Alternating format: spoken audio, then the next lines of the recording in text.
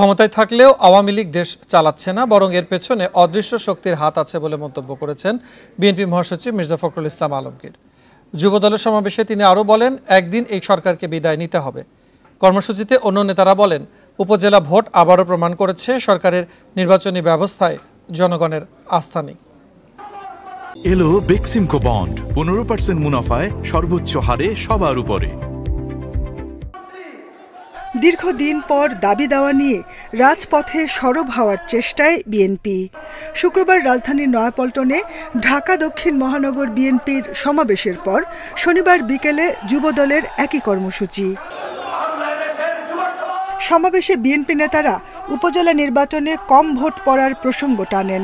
দাবি করেন, বর্তমান সরকারের নির্বাচনী প্রক্রিয়ার উপর আস্থা নেই জনগণের।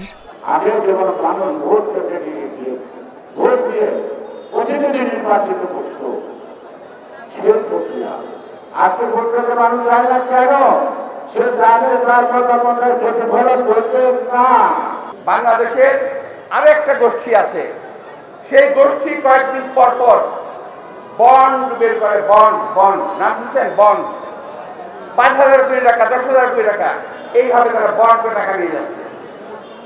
আরেকটা গোষ্ঠী আছে যারা বিভিন্নভাবে ব্যাংক লুট করে টাকা নিয়ে যাচ্ছে। বিএনপি মহাসচিবের অভিযোগ, এই সরকার ঋণ খেলাপি বান্ধব, তাদের স্বার্থে নতুন আইন করছে।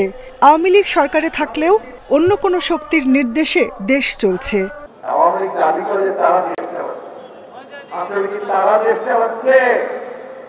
তারা দেশটা হয় না, এক অদৃশ্য শক্তি দেশটা হচ্ছে বন্ধুগণ।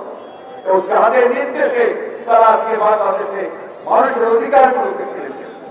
অতীতের স্বৈরশাসকদের পরিণতির কথা উল্লেখ করে বিএনপি মহাসচিব বলেন, এই সরকারকেও একদিন বিদায় নিতে হবে। Jahanara Parvin, independent news, Dhaka.